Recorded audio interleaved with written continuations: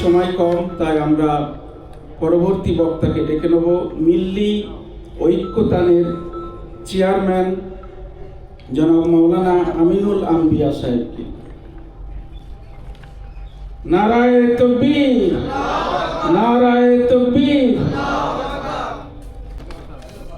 আসসালামু আলাইকুম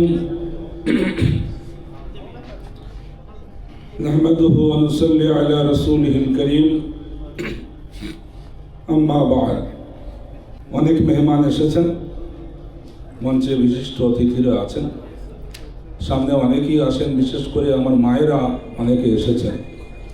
আলোচনা হযরতে ফাতেমাতুজ জাহরা রাদিয়াল্লাহু তাআলা আনহা সম্পর্কে।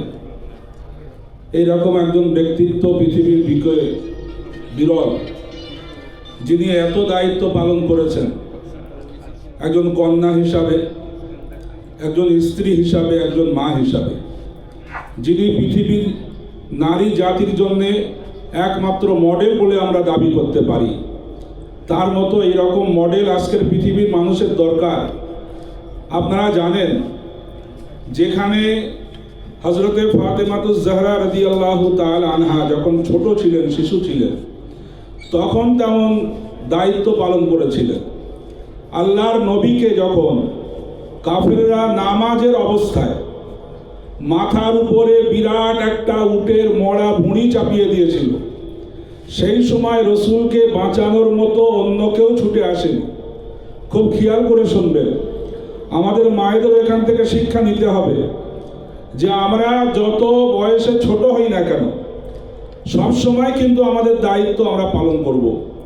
হযরতে ফাতেমাতুজ জাহরা রাদিয়াল্লাহু তাআলা আনহা আমাদেরকে এই শিক্ষা দিয়েছে।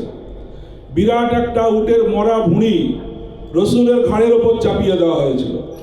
সেই সময় হযরতে ফাতেমাতুজ জাহরা রাদিয়াল্লাহু তাআলা আনহা তিনি সেই সময় কাবার পাশে এসে আল্লাহর নবীর মাথার উপর থেকে সেই ভুঁড়ি সরিয়ে দিয়ে তিনি সেদিন রসুলের বাঁচার ব্যবস্থা করেছিলেন।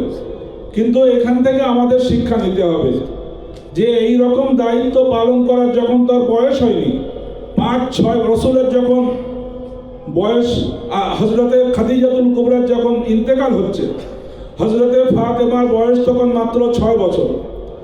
6 বছর বয়সে হযরতে খাদিজাতুল কুবরা তাকে রেখে চলে যাচ্ছে। মৃত্যুর সময় হযরতে খাদিজাতুল কুবরা যখন কাঁদছিলেন যে আমি এখন চলে যাব, রসুল বলছিলেন তুমি কাঁদছো কেন? খেয়াল করে শুনবেন মায়েরা।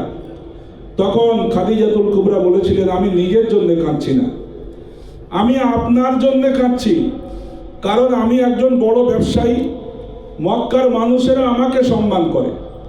আপনি যখন দ্বীনের দাওয়াত দেন, আপনি যখন ধর্মের প্রচার করেন, ইসলামের বাণী প্রচার করেন, সেই সময় কাফেররা আপনাকে নির্যাতন করে, অত্যাচার করে। কিন্তু আমি যখন আপনার পাশে গিয়ে দাঁড়াই, সেই সময় তারা কিন্তু আমার সম্মান রক্ষার্থে, আমার প্রভাবে তারা একটু থমকে যায়।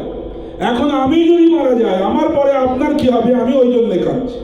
খেয়াল করে শুনবেন, সেই সময় হযরতে ফাতেমাতুজ জাহরা রাদিয়াল্লাহু তাআলা আনহা তার মাকে বলেছিলেন, মা তুমি কেঁদো না, মা তুমি কেঁদো না, তুমি একজন এমন মেয়েকে রেখে যাচ্ছ যে মেয়ে তোমার দায়িত্ব পালন করবে। বলুন সুবহানাল্লাহ। তোমার দায়িত্ব পালন করবে। তাই আমরা ইসলামের ইতিহাসে দেখি হযরতে ফাতেমাতুজ জাহরা রাদিয়াল্লাহু তাআলা আনহা রসুলের পাশে গিয়ে দাঁড়াতেন। রসুল যখন কোরআনের দাওয়াত নিয়ে মানুষের কাছে যেতেন, রসুল যখন দ্বীনের দাওয়াত নিয়ে মানুষের কাছে যেতেন, সেই সময় মা ফাতেমাতুজ জাহরা রাদিয়াল্লাহু তাআলা আনহা তিনি কিন্তু রসুলের পাশে গিয়ে দাঁড়াতেন, রসুলের হাতটা ধরতেন। এখান থেকে আমাদের মায়েদেরকে শিক্ষা নিতে হবে। আজকের দুনিয়া আমাদেরকে শিখিয়েছে সভ্যতা। আজকে পাশ্চাত্য সভ্যতায় আমাদের মায়েরা, আমাদের বোনেরা এমনভাবে গ্রহণ করে নিয়েছে, তারা মনে করছে ওর মধ্যেই আমাদের উন্নতি। কিন্তু পাশ্চাত্য সভ্যতা তারা শিখিয়েছে পুরুষকে সমস্ত দেহ কিভাবে ঢেকে রাখতে হবে, নারীদেরকে কিভাবে আরো আরো দেহটা খুলে দিতে হবে, নারী জাতিকে কিভাবে উলঙ্গ করতে হবে, কিভাবে তাদেরকে ভোগের সামগ্রী বানাতে হবে। কিন্তু হযরতে ফাতেমাতুজ জাহরা রাদিয়াল্লাহু তাআলা আনহা যদি আমাদের মডেল হন, আমাদের মায়েরা শিখবে, আমাদের মায়েরা জানবে। মৃত্যুর পরেও হযরতে ফাতেমা বলেছিলেন, আমার লাশকে প্রকাশ্যে তোমরা দাফন করবে না, আমার লাশকে প্রকাশ্যে জানাজা দেবে না, কারণ আমি আমার রাসূলের কন্যা হিসেবে পৃথিবীর কোনো মানুষকে আমি কোনোদিন আমার চেহারা দেখাইনি। আমি কতটা লম্বা, কতটা চওড়া, আমি কেমন কেউ জানে না, কিন্তু এটা আমাদের আইডেন্টিটি হওয়া দরকার। পাশ্চাত্য সভ্যতা আমাকে শিখিয়েছে একজন পুরুষ ড্রেস পরবে, পা থেকে মাথা পর্যন্ত সব ঢাকবে, পায়ে মোজা দেবে, শু পরবে, কোট পরবে, প্যান্ট পরবে, একেবারে মাথাটাও ঢাকবে, গলাটাও দেখা যাবে না, টাই পরাবে। কিন্তু একজন মাকে, একজন নারীকে তারা শিখিয়ে দিয়েছে যতটা পারো তোমার শরীরটাকে খুলে রাখো। তারা আমাদেরকে অসভ্যতা শেখায়। পাশ্চাত্য সভ্যতার কাছ থেকে আমাদের কিছু নেওয়ার নেই, আমাদের নেওয়ার আছে মা ফাতেমাতুজ জাহরা রাদিয়াল্লাহু তাআলা আনহার কাছে। পাশ্চাত্য যখন সভ্যতা জানতো না, আমরা তাদেরকে সভ্যতা শিখিয়েছি। ইউরোপে শিক্ষা প্রতিষ্ঠান মুসলমানরা তৈরি না করলে ইউরোপিয়ানরা কখনো শিক্ষার আলো দেখতে পেত না। আমাদেরকে তাদের কাছ থেকে কিচ্ছু নেওয়ার নেই। আমি বেশি লম্বা করব না, যেহেতু অনেক বক্তা আছেন। আর একটা কথা আপনাদেরকে শুনিয়ে রাখবো, তিনি কতটা আত্মসম্মান বোধ সম্পন্ন মহিলা ছিলেন, এবং আল্লাহর সন্তুষ্টি, রাসূলের সন্তুষ্টি, সেটাই তার সন্তুষ্টি ছিল। হযরতে ফাতেমাতুজ জাহরা স্বামীর সংসারে সব দায়িত্ব নিজে পালন করতেন। আল্লাহর নবী ইচ্ছা করলে 10টা তাকে বাঁধিয়ে দিতে পারতেন, কিন্তু আল্লাহর নবী তাকে বিরাট ঐশ্বর্যের মধ্যে রাখতে চাননি। তিনি মডেল, নারী জাতির জন্য তিনি জান্নাতের সমস্ত মহিলাদের সরদার হবে। ফাতিমাতু সাইয়্যিদাতুন নিসাই আহলিল জান্নাহ, যাবতীয় সুখ, যাবতীয় আল্লাহ তাআলা তাকে জান্নাতে দেবেন, বলুন সুবহানাল্লাহ। দুনিয়ায় আল্লাহর নবী দেখালেন আমার মেয়ে তামাম পৃথিবীর গরিব দুঃখী তাদেরও মডেল হবে, কিন্তু নিজের সংসারের দায়িত্ব পালন করতে করতে, জাঁতা পিষতে, পানি আনতে অনেক কষ্ট হয়।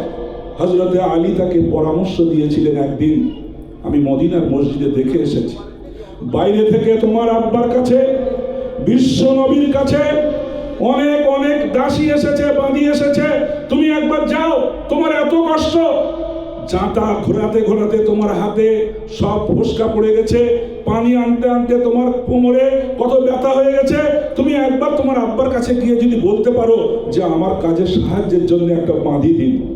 আত্মসম্মান বোধ কাকে বলে দেখেন। হযরতে ফাতেমা গেলেন, গিয়ে দেখলেন সত্যি সত্যি আল্লাহর নবী সব গানিমাতের মাল বন্টন করছেন, যাকে প্রয়োজন, যতটা প্রয়োজন তাকে তার থেকেও বেশি দিচ্ছেন। উনি গিয়ে যে বলবেন যে আমার একটা পানি দরকার, আত্মসম্মান বোধের কারণে হযরতে ফাতেমা রাসূলের সামনে গিয়ে কথা বলতে পারলেন না। অনেক মানুষ আছে দেখলেন, সঙ্গে সঙ্গে বাড়িতে ফিরে আসলেন। কিন্তু ফাতেমা যে এসেছেন, ফাতেমা এসেছেন, এটা রাসূলের নজরে এসেছে। আল্লাহর নবী ওই সময় কিছু বলেননি। সবাই যখন চলে গেল, বাড়িতে ঢুকে আয়েশাকে জিজ্ঞাসা করছেন, আয়েশা এক সময় দেখলাম ফাতেমা এসেছিল, কিন্তু ফাতেমা তো কিছু বলল না, কোথায় গেল? তোমাকে কিছু বলেছে? না, আমাকেও কিছু বলি। আল্লাহর নবী, বিশ্ব নবী মুহাম্মদুর রাসূলুল্লাহ সাল্লাল্লাহু আলাইহি ওয়াসাল্লাম স্বয়ং ফাতেমার বাড়িতে গেলেন। ফাতেমার বাড়িতে গিয়ে জিজ্ঞাসা করলেন, মা তুমি আমার কাছে গিয়েছিলে কিন্তু কিছু বললে না, চলে আসলে। বললো, আব্বা এত মানুষ ছিল, এত মানুষের এত প্রয়োজন ছিল, তাদের প্রয়োজনগুলো আপনি মোটাচ্ছিলেন, আর সেখানে যদি আমি গিয়ে আমার দাবি করি সেটা ভালো দেখায় না। আমি রাসূলের কন্যা হিসাবে সেখানে যদি আমি কিছু দাবি করি, তাহলে লোকে মনে করবে রাসূলের কন্যা, তার প্রয়োজনটা রাসূল আগে মিটিয়ে রাখেনি। আমার আত্মসম্মানে আঘাত করলো, আমি চলে এসেছি। রাসূল বললেন, কি তোমার প্রয়োজন ছিল বলো। উনি বলতে চান না। হযরতে আলী বলেন, ফাতেমার খুব কষ্ট, একজন সহযোগী দরকার, একজন সহকারী দরকার, একটা মাদির জন্য বলতে গিয়েছিল কিন্তু বলতে পারিনি।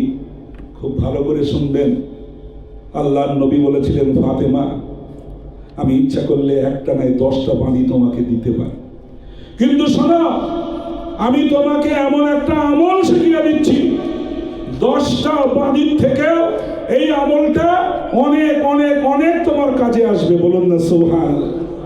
আমি আপনি হলে, আমাদের বাড়ির মেয়েরা হলে, তারা বলতো, আব্বা তোমার হাতে এত ক্ষমতা, তোমার কাছে এত গোলাম আছে, এত বাঁধি আছে, তুমি আমাকে একটা বাঁধি দিতে পারলে না, আমাকে আমল শিখিয়ে দিতে এসছো, তুমি আমাকে কি ভালোবাসো, আমার কষ্ট দূর করার জন্য তোমার কোনো চিন্তা নেই। কিন্তু হযরতে ফাতেমা সেদিন বলেছিলেন, আব্বা আপনি যেটা আমার জন্য দেবেন ওটাই হবে আমার জন্য নিয়ামত। আল্লাহর নবী একটা তসবিহ শিখিয়ে দিয়েছিলেন, কিয়ামত পর্যন্ত ওই তসবির নাম তসবিহে ফাতেমি। বলুন না সুবহানাল্লাহ। রাসূল বলেছিলেন, সারাদিন কষ্ট করবে, সারাদিন সংসারের কষ্ট তোমাকে সহ্য করতে হবে, তারপরে রাতের বেলা তুমি যখন ঘুমাতে যাবে, ঘুমানোর সময় বিছানায় বসে, মায়েরা শিখে নেন, আপনাদেরও অনেক কষ্ট হয় সংসার করতে, কিন্তু এই আমলটা যদি করেন সব ক্লান্তি আপনার বিছানায় যাওয়ার সঙ্গে সঙ্গে সব শেষ হবে। রাসূল বলেছিলেন, বিছানায় ঘুমানোর আগে 33 বার সুবহানাল্লাহ বলবে, 33 বার আলহামদুলিল্লাহ বলবে, 34 বার আল্লাহু আকবার বলবে।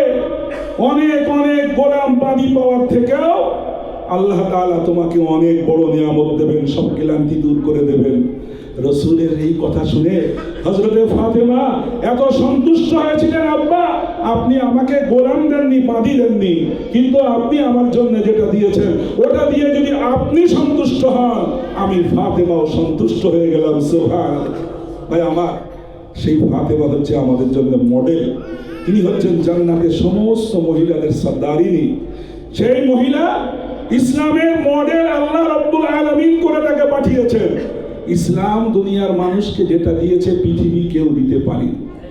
নারীদের সম্মান ইসলাম দিয়েছে।